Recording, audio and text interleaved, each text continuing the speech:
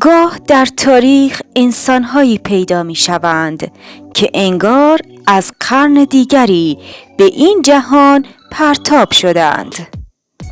ذهنشان جلوتر از عصر خود حرکت می‌کند، اما بدنشان هنوز در گذشته جا مانده. به آنها می‌گویند گمشدگان زمان. سلام دوستان عزیز. خیام یکی از آنها بود، شاعری که هزاران سال پیش درباره بی‌معنایی زمان و ناپایداری هستی حرف زد.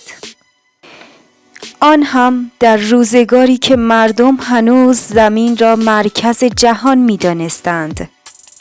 او گفت می خوردن و شاد بودن آیین من است. اما در پس آن سادگی فکری پنهان بود، اندیشه کسی که فهمیده بود هستی بازی است میان خواب و بیداری. صادق هدایت نیز از همین قبیله بود.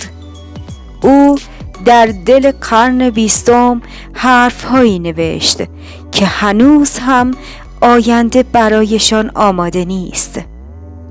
در بوف کور از تنهایی سخن گفت، از زنی که شاید رویاست و از شهری که میان مرگ و خیال معلق است. هدایت زمان را می‌فهمید، اما در زمان خودش نمی‌جنگید. او خودش را میان دو لحظه تضاد دید، گذشته‌ای که می‌مرد و آینده‌ای که هنوز متولد نشده بود.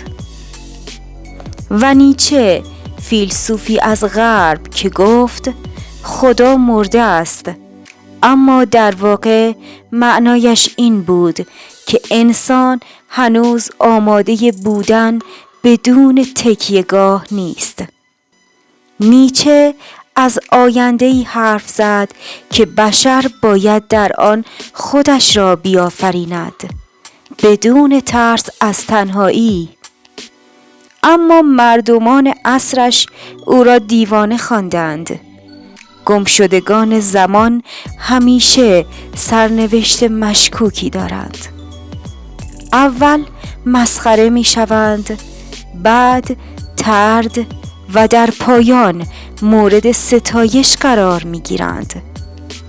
چون آدمی عادت دارد با هر چیز تازه مثل خطر برخورد کند و اندیشه هایی که از آینده می آیند برای ذهن انسان امروز زیادی روشنند. اما شاید حقیقت این باشد که آنها گم نشده اند، بلکه ما هنوز به آن لحظه نرسیده ایم. شاید خیام، نیچه و هدایت زودتر از ما بیدار شدند و ما هنوز در خوابی زندگی می کنیم که آنها قرنها پیش دیده بودند. زمان همیشه خطی نیست.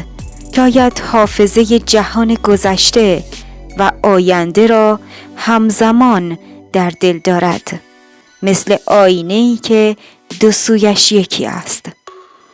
انسان‌های استثنایی مثل شکاف‌هایی در این آینه اند، نقطه‌هایی که گذشته و آینده برای لحظه‌ای با هم تماس پیدا می‌کنند.